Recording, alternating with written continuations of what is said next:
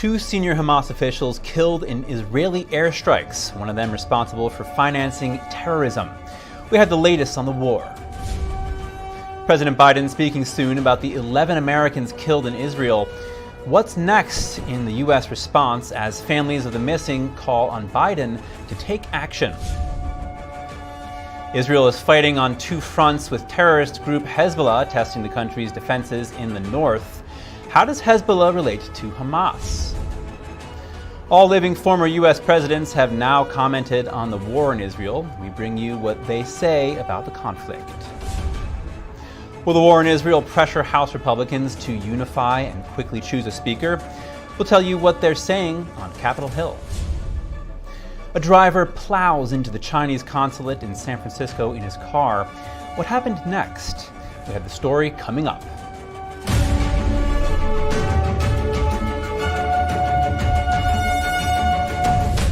Welcome to NTD News Today. I'm Chris Beers. Our top news. Hamas terrorists fired another round of rockets from Gaza to southern Israel this morning. No injuries have yet been reported by the Israeli media. The Israeli Defense Forces said counterstrikes killed two senior Hamas officials. One was the group's finance minister, who managed funding for terrorism inside and outside the Gaza Strip. The other is a senior member of Hamas's Political Bureau and Internal Relations Office. Israel also said this morning that it had regained control of the Gaza border. Hamas says it will kill hostages if Israel continues to attack Gaza. The ongoing conflict has killed up to 1,000 Israelis and at least 800 in Palestine, according to authorities. Thousands more were injured. 11 American citizens were confirmed dead. U.S. Secretary of State Antony Blinken canceled plans to visit the Middle East later this month, putting on hold stops in Israel, Saudi Arabia, and Morocco. President Biden will soon address the death of 11 Americans in Israel. That's as the administration faces calls from families of missing U.S. citizens to take action. Joining us now live is NTD's White House correspondent Iris Tao. Good afternoon, Iris. What's the White House doing as conflicts in Israel continue? Good afternoon to you, Chris. So President Biden, who yesterday in a statement confirmed the death of 11 Americans in Israel, is scheduled to speak at 1 p.m. Eastern Time about the ongoing war between Israel and Hamas. And the White House says President Biden, as well as Vice President Kamala Harris, would speak to Israeli Prime Minister Benjamin Netanyahu this morning about the ongoing war, as well as to reaffirm U.S. support for Israel. And thus, as President Biden yesterday also said that there are Americans who are still unaccounted for in Israel, and that it is likely that some of them have been taken hostage by Hamas. And of course, we know that Hamas is threatening to execute hostages as Israel is striking the Gaza Strip. And of course, we are hearing families of missing Americans in Israel calling on the Biden administration to take action. Here's what some of them said at a press conference in Tel Aviv on Monday. Let's take a look. And they are responsible to bring the U.S. citizens back home safe and sound. We expect nothing less from the U.S. administration and from President Biden and Secretary of State Blinken. It's heartbreaking to hear their voices. So as Israel continues to bombard Gaza with airstrikes, what is the U.S. saying about potential civilian casualties there? You're right, Chris. So Israel has launched a wave of airstrikes targeting the Gaza Strip. It also ordered a complete siege of the region, basically cutting off all supplies of water, food, or electricity. But the U.S., the White House, is saying that it does not want to see any innocent civilian lives killed anywhere, including in Gaza and in Israel. And of course, the National Security spokesperson John Kirby also said that the first tranche of military assistance to Israel is currently on its way, and we do expect to hear more about that from President Biden in his upcoming speech. Chris. All right, thank you very much, Iris. Concerns over a two-front war for Israel are on the rise. Iran-backed Hezbollah crossed the Lebanon-Israel border to the north and staged an attack on Israel. One Israeli officer was killed, and more soldiers wounded in the cross-border raid on Sunday. Israel responded with shelling into southern Lebanon, killing at least 3 Hezbollah members yesterday. Hezbollah used missiles and mortars to target 2 Israeli command centers in northern Israel, making direct hits, according to state media.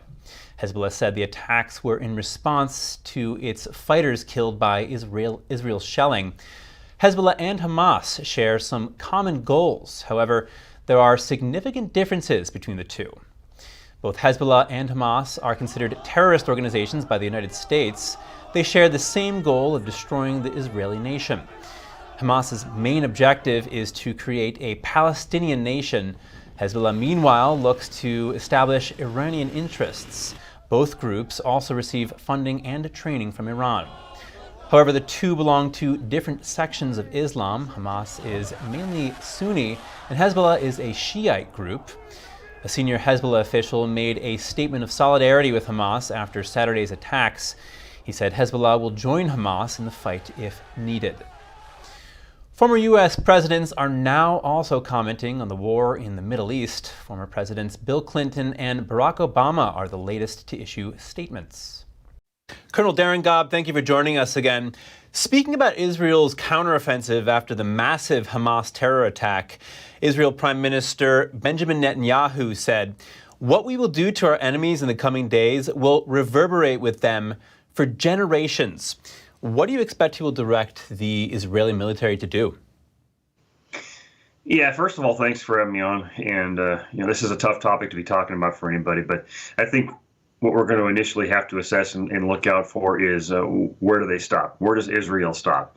And I know they're already bombing the Gaza Strip, but will they move in heavily with ground forces in an attempt to clear the area and essentially maybe even just recapture and own the Gaza Strip, which is functioning as a terrorist base camp for Hamas? And that's my biggest question of the day, and we need to be watching that because at some point they'll stop. It's just a question of where. Now, Colonel, this isn't a normal wartime scenario. Hamas has captured at least 100 hostages. How will that affect the fighting that's about to unfold in Gaza? Yeah, this is actually one of the toughest questions anybody would ever have to answer is, how do you make a value calculation for a nation based on the capture of 150 or so people? Well, you're dealing with a nation who is constantly on the edge of an existential crisis and just national survival. And they may very clearly and easily make the decision that they're not going to make their decisions based on any kind of hostage situation. And they're just going to continue to do what they have to do as a nation. That's not an easy decision. And knowing Bibi Netanyahu, I suspect he's going to put the fate of Israel first. Now, the United States is sending the USS Gerald R. Ford carrier strike group to the eastern Mediterranean in support of Israel there. How will that affect stability in the region? Well, if it's just a presence, the only effect I could see it having is it might cause some pause in other nations or groups around Israel before they would take any action. And we're looking at Syria, Lebanon, and other locations that are near Israel, potentially as far ranging out to Iran. And we can't forget that Russia is in Syria as well. That could be the limit of it, and that's hopefully the limit of it. But if something escalates in Israel, then the question will be, what do we as Americans do? And frankly, that decision resides more in the Congress than in the White House. Now, what would it take to pull the U.S. into this conflict militarily, and how likely is that to happen? Well, the likelihood of it to happen, I think, is purely dependent on how broad the conflict goes, who else gets involved, and whether or not we can clearly define some national strategic goals in the process. And if we do expand our footprint in this conflict, I go back to reminding folks that it's not up to the president, it's not up to the Department of Defense to make that decision. America's entry into war is purely dictated constitutionally through the Congress, where a deliberative body has to debate and declare war. If they don't do that, no action we take is legal in accordance with our Constitution. So that's what we have to do first. And what are the odds? I'll give you the lawyer answer, I guess, and go with 50-50. All right, Colonel Darren Gobb, thank you very much for your time again. Thank you, and have a great morning. After the break, young Israeli reservists are heading back home from around the world. Hear what they have to say about the war. And across the U.S., business leaders are showing support for Israel. That includes the likes of JP Morgan and Goldman Sachs. More in just a moment here on NTD News Today.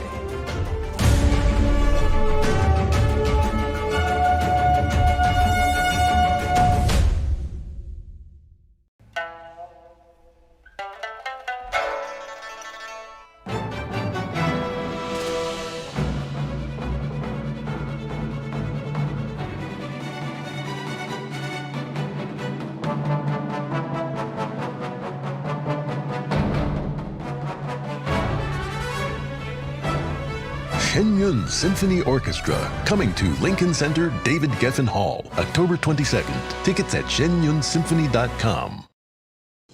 Y'all know me. Every day I'm hustling. I'm grinding and making deals because a girl loves her bling. But the one thing I don't have to hustle for is paying for expensive car repairs, thanks to CarShield. Plans through CarShield can protect up to 6,000 parts and systems in your car, including the engine, transmission, air conditioner, entertainment system, and more. That's right. CarShield administrators get cover repairs paid on the most expensive parts of your car, all for one low monthly rate that never goes up, for as long as you cover your car. That's their price lock guarantee.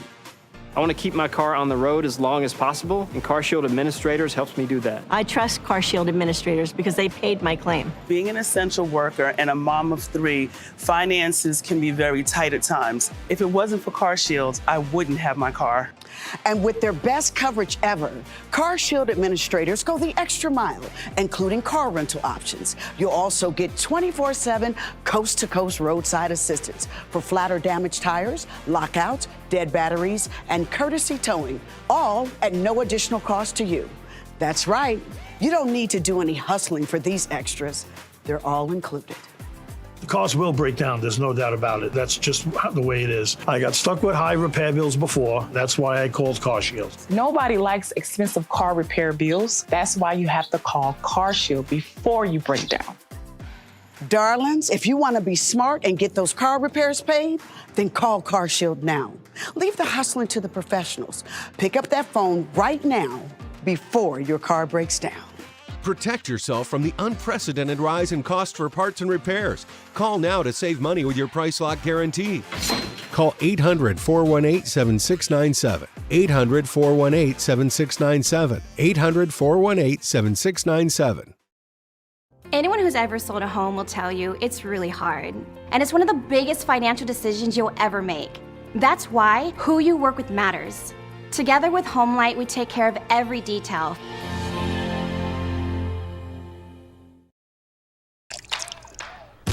You're not going to get it all right.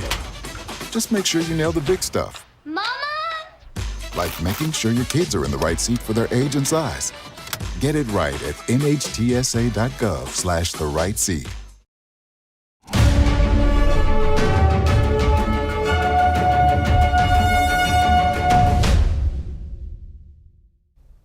Welcome back. In Tel Aviv, Israelis shared their shock and sorrow in response to Hamas's unprecedented attack.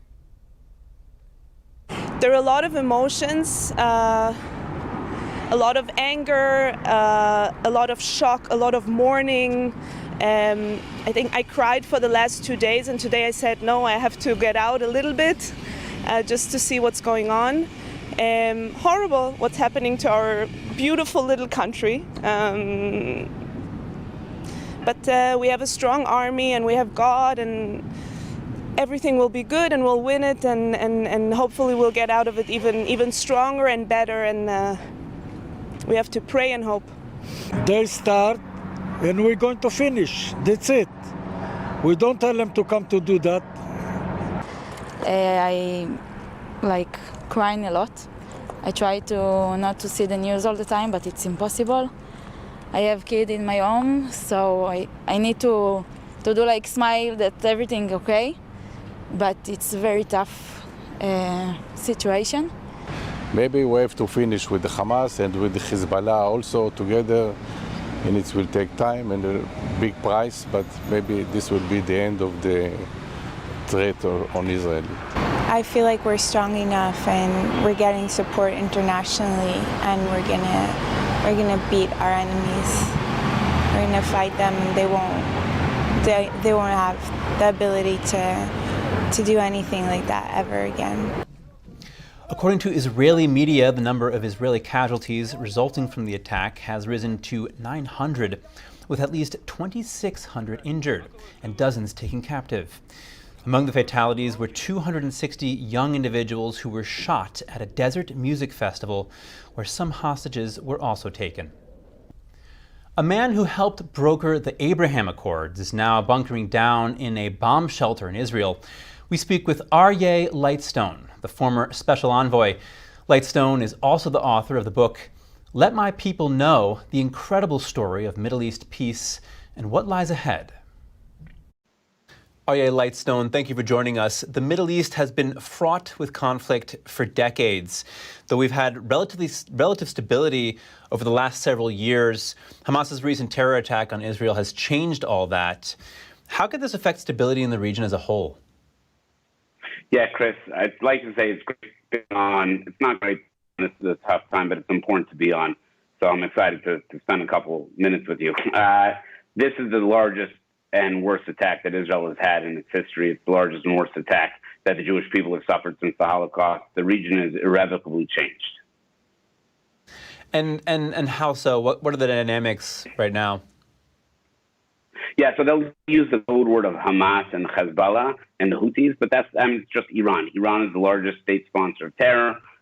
They funded, coordinated, and helped plan this attack. They are funding, coordinating, and helping Hezbollah in the north with Lebanon. They've been doing this more or less nonstop, with the exception of the Trump years, for the last 15 years. Now, you actually helped put together the Abraham Accords, taking steps towards normalization of relations between Israel and 4 Arab countries, including Saudi Arabia. How might what's unfolding in Israel affect the progress you helped to create? I'd love to tell you Saudi Arabia was included. I think the next big linchpin would be Saudi Arabia, and one of the thoughts is that Hamas is lashing out now in order to prevent Saudi Arabia from normalizing with Israel. The Abraham Accords came about through a very simple recipe: make Israel stronger and other countries will make peace with it. What we're seeing is the exact opposite. We have created a vacuum, a distance, daylight, which was Obama's doctrine that Biden has followed, in between the United States of America and Israel.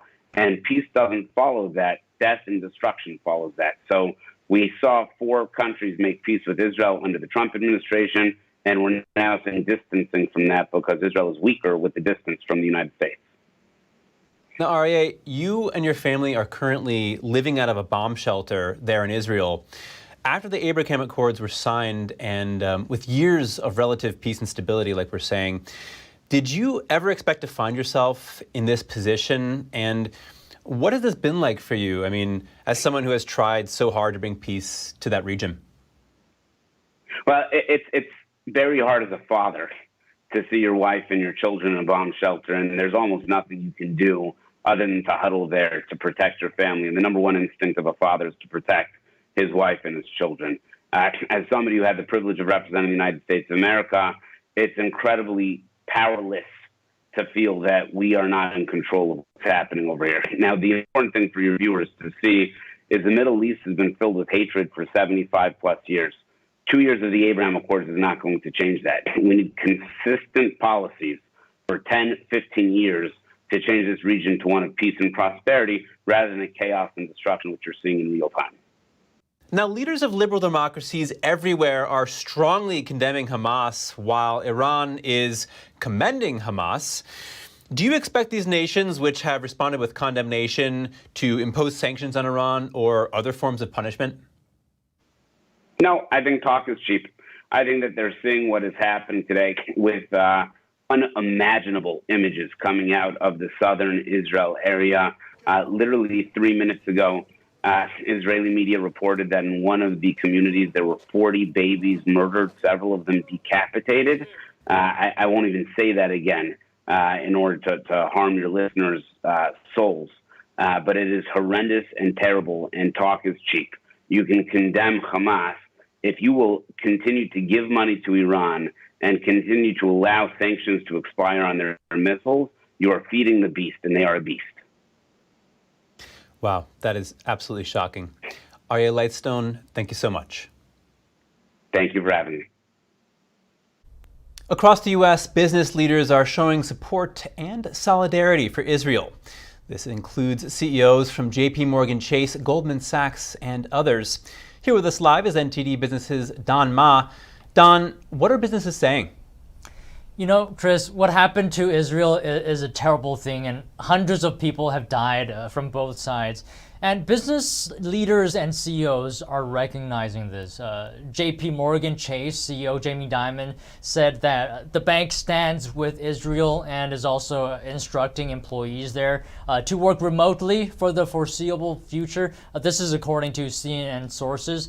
He's calling what happened a terrible tragedy, and it really is, Chris. He says we stand with our employees, their families, and the people of Israel. And as well, the U.S. Chamber of Commerce, Morgan Stanley, Goldman Sachs, same thing here. It told its employees located in Israel to stay at home at this time. It's expressing solidarity. It says it's thinking of the families in the face of this conflict, Chris. How are businesses with a presence in Israel doing right now? Well, of course, Chris, it comes as no surprise that a number of global companies have temporarily shut some operations in Israel. And as I mentioned earlier, they're also asking employees to work from home. And let me just give you some examples here. There are actually a lot of companies that are doing this right now. And there's a wide ranging of sectors that are impacted as well, like travel, oil, banks, tech, consumer and retail, and more. For travel, Delta Airlines decided to cancel Delta-operated Tel Aviv flights through October 31st, and I've already mentioned banks. Now, for retail, clothing company H&M said its local franchise partner has temporarily closed all stores in Israel. And as for oil, Chevron, the number 2 U.S. oil and gas producer, has been instructed by Israel's energy ministry to shut down the Tamar natural gas field off the country's northern coast. Speaking of oil, Don, how much have oil prices risen in light of this conflict? Sure. So oil prices surged 4% on Monday, and Brent WTI went up more than $3.50 on Monday. And Chris, what it really comes down to here whether major oil producing countries will become involved in this conflict, you know, when we're talking about oil prices and supply risks. And I think one potential risk here for oil prices is how tensions between Israel and Iran plays out. Because analysts are saying that if a clear link to Iran is found to the attack in Israel, you know, some kind of intervention by the United States cannot be ruled out if that's the case. And that would likely entail in something like tighter enforcement of existing sanctions on Iran's oil exports. And, you know, Chris, if Washington should decide to do that, to tighten sanctions, current flows to the global oil market might be compromised, and that could push up prices even more, Chris. Thank you so much, Don. Thank you, Chris. When we come back, Senate Leader Chuck Schumer says the U.S. and China are at a historic moment of choice. That's what Schumer said after meeting with China's commerce chief. We have more on the Senate delegation's visit to China. And Taiwan seeks peaceful coexistence with China. The remarks made by Taiwan's outgoing president in her last National Day speech. We'll have the details soon when we return.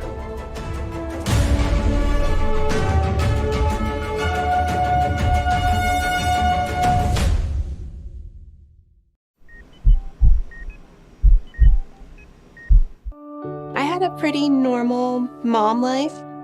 Everything was pretty good, and it was a very happy life. And we just had a new baby. And then all of a sudden, within a day or two, she's on life support and fighting for her life. Then I knew something was pretty wrong. A little less than a week after I came home, I couldn't breathe. That's when we decided to go to the hospital. I was given the diagnosis that I had peripartum cardiomyopathy, which is basically a pregnancy-induced heart failure. They told me my only chance was a heart transplant. And the American Heart Association helped make that possible. Their research helped save me. This could not happen without monthly donations from friends like you. Your sustained support helps fund life-saving research that leads to medical breakthroughs, like those that gave Jen a second chance at life. Heart disease is the #1 killer in America, and we urgently need your help to save lives. Go to helpheart.org or call now to become a monthly donor today.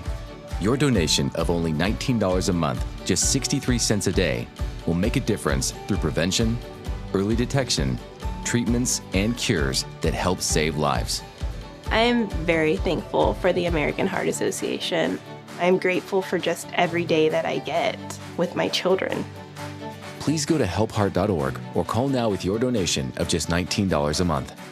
Join our community of monthly donors, and you'll get this limited edition t-shirt you can wear to show you're helping save lives. One simple act today can save your life or the life of a loved one. So please, call or go to helpheart.org now to help save lives.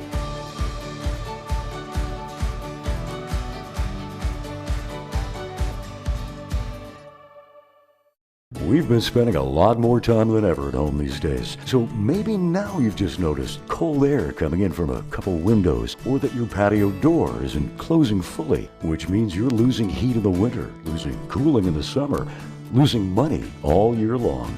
And that means now is the time for new windows and patio doors from Renewal by Andersen. Most installations are usually done in just one day. Renewal by Andersen windows and doors can help lower your heating bills and air conditioning bills with their most energy efficient glass available. Only their windows are made with Fibrex material, proven to be 2 times stronger than vinyl.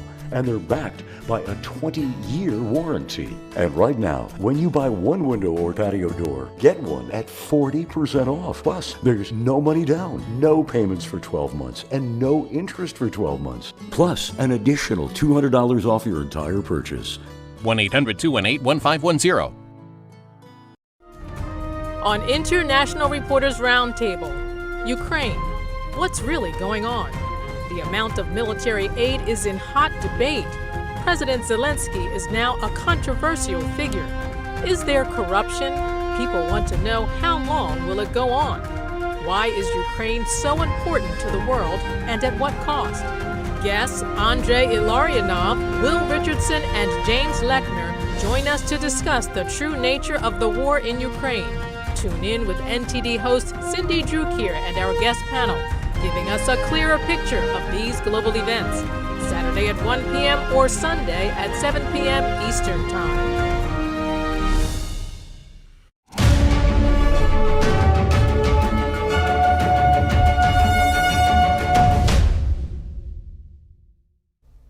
Thank you for staying with us. Some lawmakers on Capitol Hill are saying the House should be focused on a unified response to the war in Israel, but instead, this week will largely be spent on Republicans trying to pick a new speaker. As of this afternoon, neither of the two candidates appear to have emerged as the obvious choice. NTD's Melina Wisecup joins us from Washington with the latest. Melina, tell us more about the consensus. Is there any at this point? Hi, Chris. Good afternoon. Unfortunately, there doesn't look to be any new consensus like you just mentioned. It doesn't look like either Chairman Jim Jordan or Majority Leader Steve Scalise has emerged as the obvious winner of this speaker race. That's even after last night when Republicans held their closed-door meeting where they tried to come to more of a consensus about this. But of course, this could change quickly, especially tonight. They have their candidate forum where both of those two candidates will be presenting their visions for the House moving forward. And of course, there's that added pressure with that war that just broke out in Israel, because right now, Chris, the House is paralyzed. They can't so much as even pass a resolution condemning the attacks in Israel. That's complicated at the very least, and at the most, it's impossible to do right now, let alone pass any sort of aid to Israel like some Republicans want to do, specifically to replenish the Iron Dome system. Here's Chairman of the Foreign Affairs Committee, Mike McCall, along with a few other Republicans, explaining how this impacts the House Speaker race, this new dynamic with the war in Israel. Take a look. But if we don't have a speaker, we can't put anything on the floor and we're paralyzed. And I think that's a strong message that regardless of your differences, we need to come together and nominate and elect the speaker so we can move forward as a country in a very dangerous time. People really want the conference to pull together so we can be successful, but our main priority is thinking about the weight of responsibility that we all share as members of Congress, especially now that Israel has been attacked. It hurt our country, it's hurt our Congress, it's hurt our party. We should be talking today about how we're going to help Israel. Instead, we're going to try to figure out a new speaker, or maybe perhaps still discuss. And that idea you just heard from Congressman Bacon, floating that idea of trying to reinstate former Speaker Kevin McCarthy to that speakership position, that's something that's been floated by a few Republicans, and that's making it more complicated for Republicans now to choose a new speaker. And McCarthy didn't really help the situation yesterday when he didn't rule out the possibility of him re-entering that race as we approach it later this week. Yesterday, he took the same demeanor that he used to take when he was sitting as Speaker, when he condemned the attacks in Israel, and of course didn't rule out re-entering the speakership race. Take a look at what McCarthy had to say.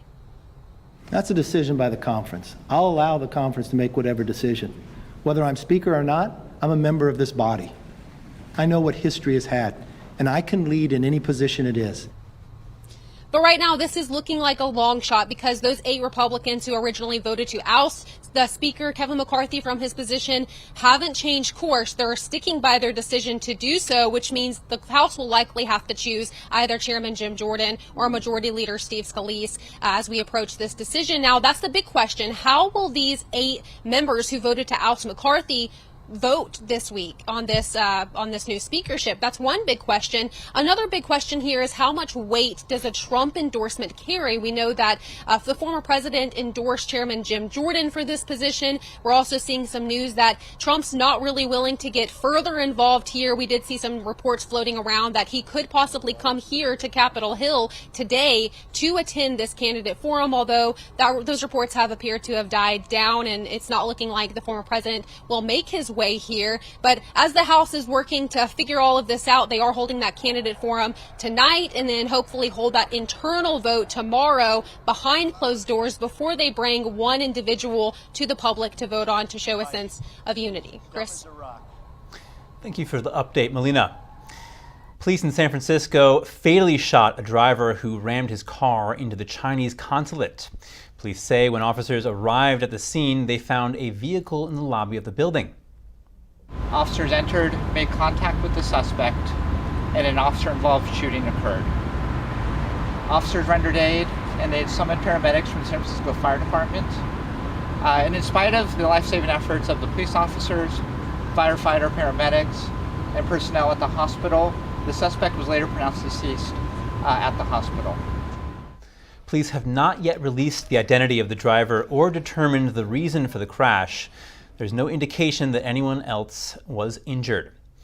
The Chinese embassy said in a post that an unidentified person drove violently into the document hall of the consulate, posing a serious threat to the safety of staff and people at the scene. Now for some updates from Asia. Senate Leader Chuck Schumer met with Chinese Commerce Minister Wang Wentao. Wang raised concerns about U.S. trade and tech curbs on Chinese firms. Schumer told the media that the two nations are at a historic decision point. He said his delegation clarified to Chinese leader Xi Jinping that they do not think reciprocity exists. We made clear to President Xi that America wants fairness and stability. At the foundation of the relationship must be a level playing field for American businesses and workers, as well as responsible competition. We made clear we don't think that level playing field exists right now. Schumer referred to the structural inequalities and severe imbalances the U.S. faces in its trade with China. He also called on Xi to support Israel in the wake of deadly attacks by Hamas. The senator is leading a rare bipartisan Senate delegation to Asia, including visits to South Korea and Japan. More from Taiwan's National Day celebrations. Tsai Ing-wen welcomed a visit by former Australian Prime Minister Scott Morrison. He told Psyche that he wished to support Taiwan in shoring up resilience against any security threats. His visit has angered Beijing, which regards Taiwan as its own territory, despite never having ruled the island. Beijing has also threatened to take Taiwan under its control by use of force. And now some short headlines from Europe. First, an update on an American reported jailed in Russia. U.S. reporter Evan Gershkovich filed the complaint against the extension of his pretrial detention. However, a Russian court today dismissed the complaint. This comes more than 6 months after his arrest on spying charges. The Wall Street Journal reporter was detained in March on charges of espionage that carry up to 20 years in prison. He denied the accusations. Meanwhile, Ukrainian President Volodymyr Zelensky says it's in Russia's interests to stoke war in the Middle East. He says that's to weaken global unity. Zelensky warned that past world wars were started after localized aggressions. Russia today denied allegations of provoking Middle East conflict, calling them false.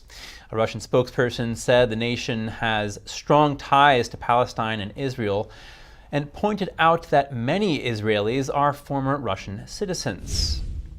Also in Ukraine, authorities are investigating alleged violations at military recruitment offices. Officials are allegedly accepting bribes from people trying to avoid recruitment. There are currently over 260 such cases under investigation.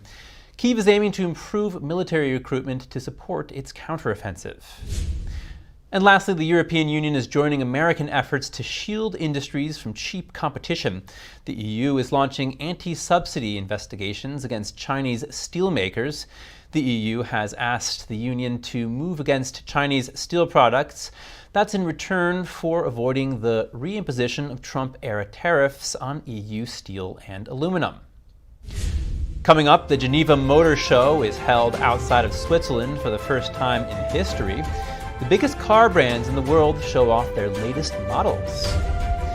And a NASA spacecraft prepares for an extraordinary mission. The space agency hopes to explore a metal-rich asteroid, also known as Psyche.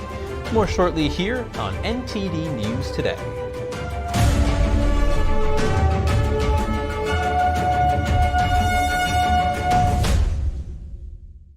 What if you could whiten your teeth by simply brushing your teeth? Now you can with Smile Actives, the teeth whitening breakthrough that safely gets your teeth white and keeps them white every day, just by brushing your teeth. I never thought that whitening my teeth could be so easy. I just put the gel on the brush, the toothpaste on it, brush, and I can see my white teeth. Simply add Smile Actives to any toothpaste and our patented PolyClean technology activates into a powerful microfoam that penetrates into the enamel surface to safely lift and remove stains. You need a simple way to whiten your teeth.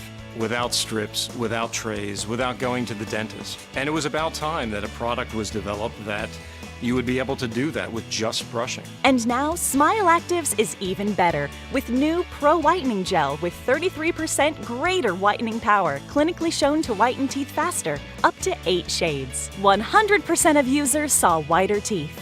On food stains, coffee and wine stains, even on veneers, crowns, and dentures. I eat the blueberries, I drink the coffee, and I know that Smile Actives will keep my teeth white every day. If you could use something so easy like Smile Actives to take yellow teeth to white teeth, why wouldn't you? Why spend hundreds of dollars for whitening treatments at the dentist when now you can whiten your teeth with new Smile Actives Pro Whitening Gel every time you brush your teeth? Call or go to smileactives.com and for a limited time get new Pro Whitening Gel for just $24.95.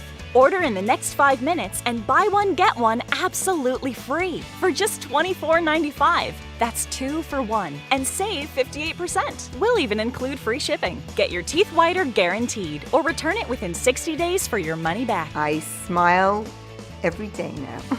The difference is literally night and day. So now I'm always smiling, always choosing, because now my teeth are much whiter. This offer is not available in stores, so call or click now before the special buy one get one free offer goes away. Bars should lock up criminals, not your back. Don't get the shakedown from lesser spine surgeons who utilize screws, rods, and disc replacements. At Bonatti, no hardware is ever used. 65% of patients come to us after receiving failed back and neck surgery at other facilities. With 98.75% patient-reported satisfaction, you don't have to be a prisoner to your pain. Bonati succeeds where others fail. Visit AskBonati.com. Anyone who's ever sold a home can tell you it is really hard. That's why who you work with matters. Together with HomeLight, we've helped thousands of people sell faster and for the best price.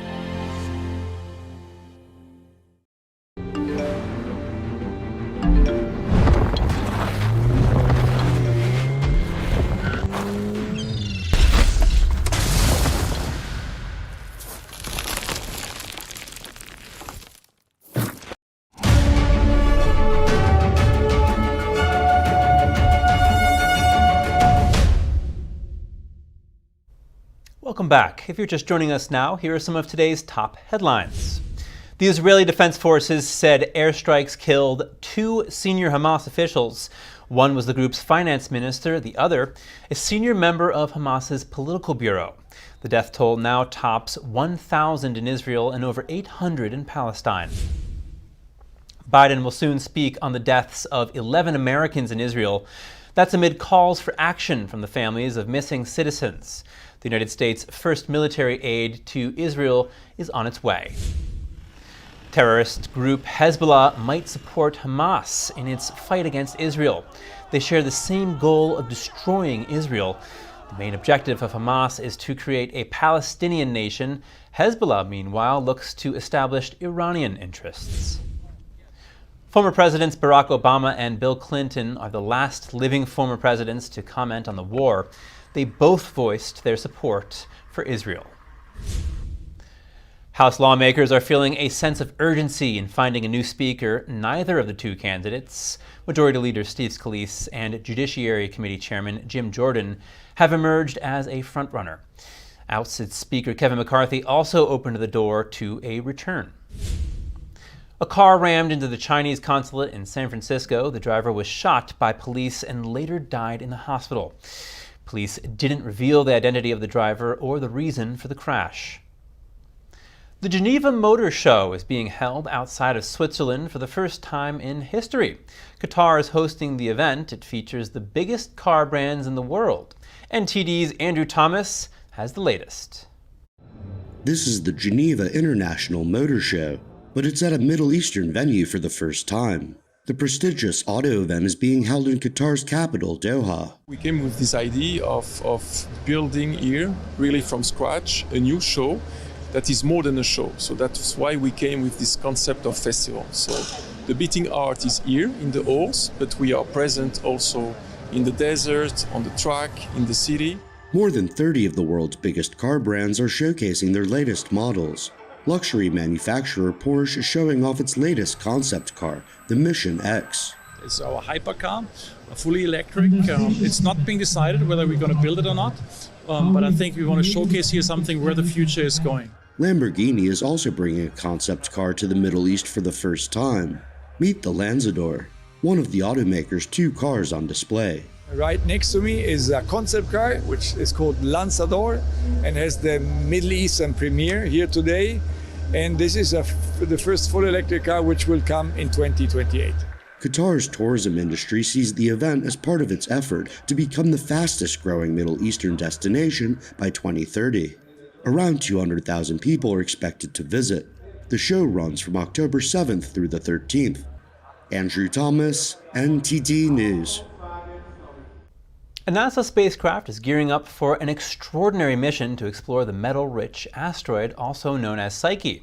The launch date is in just 2 days. NTD's Andrew Thomas has the countdown. The Jet Propulsion Laboratory in Pasadena, California is preparing NASA's Psyche spacecraft.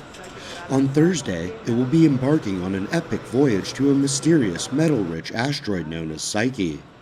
I've been working on this for 9 years, since it was just a concept on a whiteboard, and it is amazing how close we are to actually getting to ship this.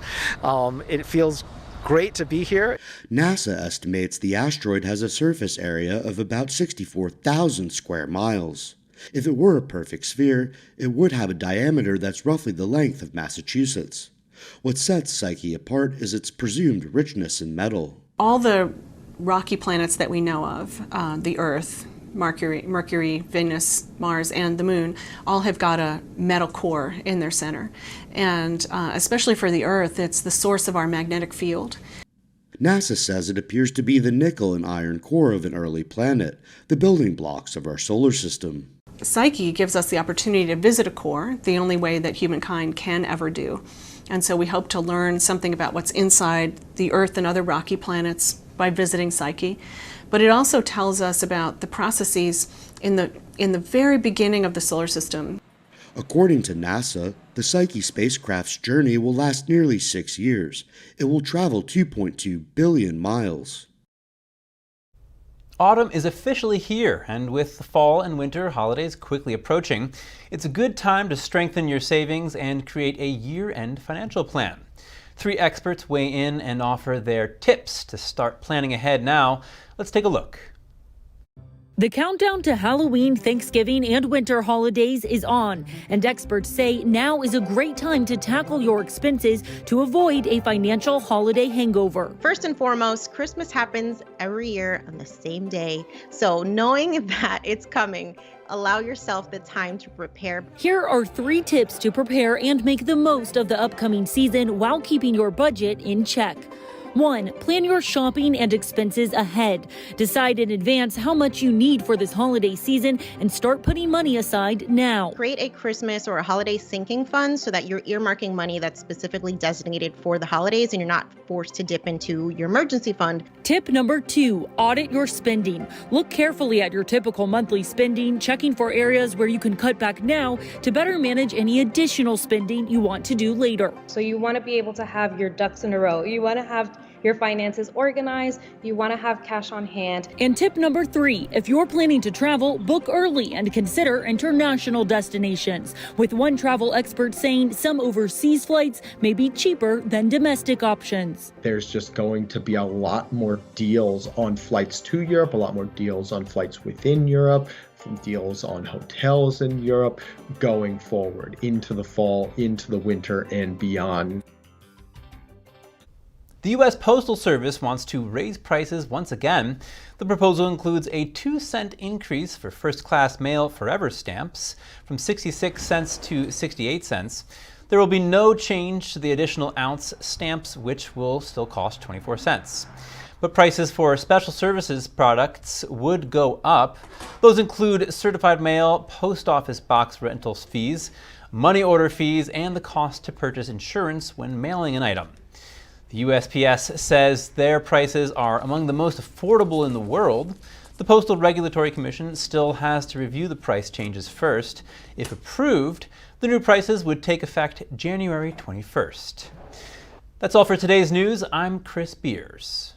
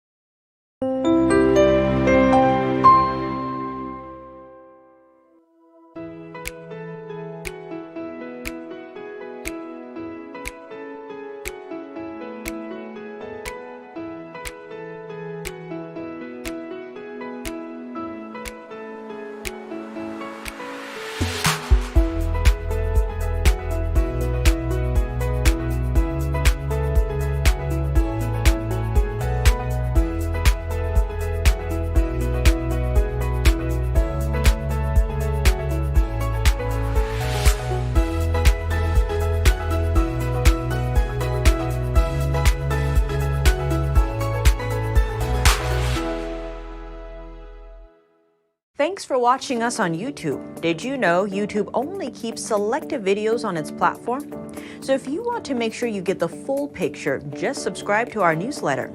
Go to newsletter.ntd.com and sign up. It's free.